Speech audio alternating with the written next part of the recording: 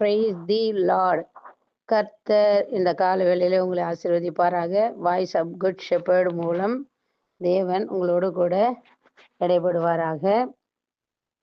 பிலிப்பியர் 4ஆம் அதிகாரம் 4ஆம் வசனத்துல, நீங்கள் ஒன்றுக்கும் கவலைப்படாமல் எல்லாவற்றையும் குறித்து உங்கள் விண்ணப்பங்களை சகோதரத்தோட கூடிய ஜெபத்தினாலும் வேண்டுதலினாலும் தேவனுக்கு தெரியப்படுத்துங்கள். அப்போது எல்லா புத்திக்கும் மேலான தேவ சமாதானம் உங்கள் இருதயங்களை உங்கள் சிந்தைகளிலும் கிறிஸ்து இயேசுக்குள்ளாக காத்துக்கொள்ள முடியும். அப்போ நீங்க என்ன பண்ணக்கூடாது? ஒன்றுக்கும் கவலைப்படக்கூடாது. ஆண்டவர் என்ன சொல்றாரு? எப்பொழுதும் சந்தோஷமா இருங்க. மறுபடியும் உங்களுக்கு சொல்றாரு. இன்னைக்கு நம்ம என்ன பண்ணுவோம்? மறுபடியும் மறுபடியும் கவலைப்படுவோம். அ துக்கப்படுவோம். இப்படிப்பட்ட காரியங்கள் எல்லாம் நம்ம செய்வோம்.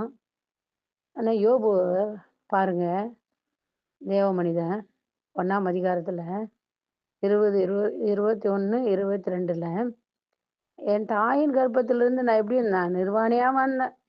நிர்வாணியா அவரிடத்துக்கு நான் என்ன பண்ண போறேன்? திரும்ப போறேன். அவர் தான் கொடுத்தாரு. அவர் எடுத்துக்கிட்டோம். அவர் நாமத்துக்கு ஸ்தோத்திரம்னு சொன்னாரு. இவை எல்லாவற்றிலும் யோபு பாவம் செய்யவும் இல்லை, தேவனை பற்றி குறை சொல்லவும் இல்லையாம்.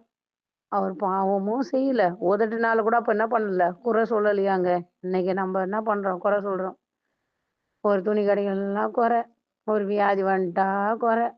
இப்படி அஹ் கடை சுமையா குறை. இப்படி எல்லாத்துலயும் நம்ம என்ன பண்றோம்? நம்ம சாப்பாட்டுல ஒரு கறி வைக்கலைன்னு வச்சுக்க, அதுல ஒரு குறை சொல்லிட்டு கிடக்குறோம். ஆனா யோபு பாருங்க, எல்லாம் போயிடுச்சு. ஆடு மாடு எல்லாம் போயிடுச்சு. பிள்ளைங்களும் சேர்ந்து போயிட்டாங்க. செத்து போயிட்டாங்க. அதுக்கு அவங்க மனைவி சொல்றாங்க, தேவனை தூஷித்து நீ என்ன பண்ண? ஜீவனை விடு, செத்து போன்னு சொல்றாங்க மனைவி. அதுக்கு அவர் சொல்றாரு பாருங்க, ஆண்டவர் கொடுத்தாரு, ஆண்டவர் எடுத்துட்டாரு. நம்ம என்ன பண்ணணும்? அதுக்கு குறை சொல்லக்கூடாது. நன்றி சொல்லு. எப்படிங்க நன்றி சொல்ல முடியும்? நீங்க சொல்லுவீங்களா? ஆனா சொல்லணும். யோபு சொன்னாரு. அதனால இழந்து போன 10 பிள்ளைகள் என்ன பண்ணாரு? பெற்றுக்கொண்டாருங்க. இன்னைக்கு இழந்து போனது எல்லாம் பெற்றுக்கொள்ளணும். கர்த்தருக்குள்ள என்ன பண்ணணும்? சோதரத்தோட கூடிய விண்ணப்பத்தை என்ன பண்ணணும்? தெரியப்படுத்தணும். சந்தோஷமா ஆண்டவர்கிட்ட தெரியப்படுத்துங்க. அப்ப என்ன பண்ணுவாரு? அவரு உங்களுடைய தேவைகள் எல்லாம் நிறைவாய் அவர் சந்திப்பாருங்க. ஆமென். அப்போ தானியேல் 6ஆம் அதிகாரத்துல கூட பாருங்க, தானியேல ராஜா நேச்சர் ராஜா வணங்க சொல்றாங்க. ஆனா அவர் என்ன பண்ணல? வணங்கவே இல்லை. இயேசுவை தான் வணங்குறாரு. அதனால அவருக்கு என்ன பனிஷ்மெண்ட் வச்சு தெரியுமா? சிங்க குகையில கொண்டு போய் போட்டுடணும். சிங்கம் அது என்ன பண்ணணும்? பீறி சாப்பிட்டுடணும் அப்படின்னு கட்டளை போட்டாங்க. எப்படி போட்டாங்கன்னா, நீங்கெல்லாம் இயேசுவை ஆராதிப்பீங்களா? இல்ல மறுதலிப்பீங்களான்னு உங்க இருதயம் சொல்லட்டும். அப்படி இருமனமா இருந்தீங்கன்னா, இப்ப கர்த்தருக்குள்ள நீங்க என்ன பண்ணுங்க? திடப்படுங்க. சந்தோஷமா இருங்க. அப்ப அவர் சொல்றாரு, நாங்கள் ஆராதிக்கிற எங்கள் தேவன் விடுவிப்பார். விடுவிக்காம போனாலும் பரவாயில்ல. நாங்க அவரை தான் வணங்குவோம் அப்படின்னு சொன்ன உடனே அவங்களுக்கு கோபம் வந்து தூக்கி போட்டாங்க. ஆனா போட்ட பிறகு ஏசப்பா என்ன பண்ணாரு தெரியுமா? சிங்கத்தின் வாயை கட்டி போட்டாருங்க. தானியேல் நல்லா ஜெபிக்கிறவர் அவர். இடைவிடாமல் ஜெபிக்கிறவர். 3 வேளை ஜெபிப்பார் அவர். ஜெபிச்சதுனால அவர் விடுதலையாக்கப்பட்டார். ராஜா ஓடியாந்து, நீங்க ஆராதிக்கிற தேவன் நல்ல தேவன் சொல்றாருங்க. ம்.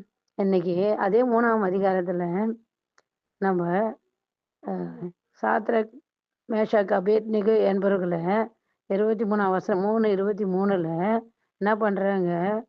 அவர்களை கட்டி அக்னி ஜுவாலை கொண்டு போய் போட்டுறாங்க. சாத்ராக், மேஷாக், ஆபேத்நேகோ என்ற 3 புருஷர்களை கொண்டு போய் என்ன பண்ணிடுறாங்க?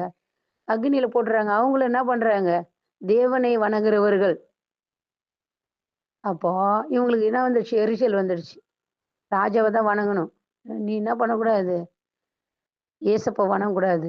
அப்படி ஒரு கட்டளை போட்டாங்க. நெருப்புல போட்டா நம்மள சும்மா இருப்போமாங்க? உடனே என்ன பண்ணுவோம்? மறுதலிப்போங்க. ஆனா இப்படிப்பட்ட நெருப்பு நம்ம வீட்ல இருக்கும். நீ செய்யாத தப்ப செஞ்சேன்னு சொல்லுவாங்க. நீ எடுத்திருக்கவே மாட்ட, எடுத்துட்டேன்னு சொல்லுவாங்க. இப்படி நெறைய உனக்கு என்ன பண்ணுவாங்க? பழி சொல்லுவாங்க. ஆனாலும் நீ கர்த்தருக்குள்ள நீ வைராக்கியமா இருந்தா, கர்த்தர் உன்னோட கூட இருந்து அந்த சாத்ராக், மேஷக், ஆபேத்நேகோ 3 பேரையும் எரிச்சு எடுத்து என்ன பண்ணிட்டாங்க? அக்னியில போட்டாங்க. 4வதா ஏசப்பா அங்க வந்துட்டாருங்க. உனக்கு சோதனை நேரத்துல நீ பொறுமையா இருந்தன்னா எப்படி அவங்கள விடுவிச்சாரு. விடுவிச்சாரு. அவங்க விடுதலையாக்கப்பட்டாங்க. அவங்க அத பார்க்கறதுக்கு எல்லாம் வராங்க. நேபுகாத்நேச்சர் வந்து பார்க்குறாங்க கிட்ட. என்னடா அக்னியில போட்டாங்களே! அவங்க இது முடி கூட என்ன பண்ணல, கருகலையே! அப்படின்னு வந்து பார்க்குறாங்கங்க. இன்னைக்கு நாமளும் என்ன பண்றாங்க, வாசனை கூட வரலையாம். அவ்ளோ சந்தோஷமா அவங்கள விடுதலையாக்கினாரு. இன்னைக்கு உனக்கு இப்படிப்பட்ட பிரச்சனை இருக்குதா?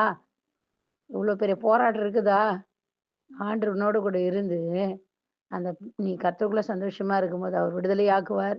நீங்க ஆசீர்வாதமா இருப்பீங்க. நம்ம ஜெபிக்கலாம். எங்கள அதிகமா நேசிக்கிறீங்களா அன்பின் தகப்பனே! இத கேட்கிற பிள்ளைகள், ஆண்டவரே தன்னை ஒப்புக்கொடுத்து, கர்த்தருக்குள்ள எப்பொழுதும் சந்தோஷமா இருக்க உதவி செய்யுங்க. ஆண்டவரே கொடுத்தாலும் ஸ்தோத்திரம், கொடுக்காட்டாலும் ஸ்தோத்திரம் என்று சொல்லக்கூடிய நல்ல ஒரு இருதயத்தை ஒவ்வொருவருக்கும் தருவீராக. ஆண்டவரே குழந்தைகள ஆசீர்வதிக்கிறேன், வாலிப பிள்ளைகள ஆசீர்வதிக்கிறேன். ஆண்டவரே நடுத்தரமானவர்கள ஆசீர்வதிக்கிறேன், வயதானவர்கள ஆசீர்வதிக்கிறேன். ஆண்டவரே துக்கத்தோடு, துயரத்தோடு யாரெல்லாம் இருக்கிறார்களோ, அவர்களை மனதார இயேசுவின் நாமத்தில் நான் இந்த கால வேளையில வாழ்த்தி ஆசீர்வதிக்கிறேன். கர்த்தருக்குள்ள எப்பொழுதும் அவர்கள் சந்தோஷமா இருக்கட்டும் சாமி. எது நடந்தாலும் நன்றி சொல்லவர்களாய் இருக்க உதவி செய்யுங்க. அப்ப இழந்து போன எல்லாவற்றையும் இரட்டிப்பாய் தருவீராக என்று மனதார வாழ்த்தி ஆசீர்வதிக்கிறேன். நல்ல பிதாவே, ஆமென். God bless you. கர்த்தர் உங்களை ஆசீர்வதிப்பார்.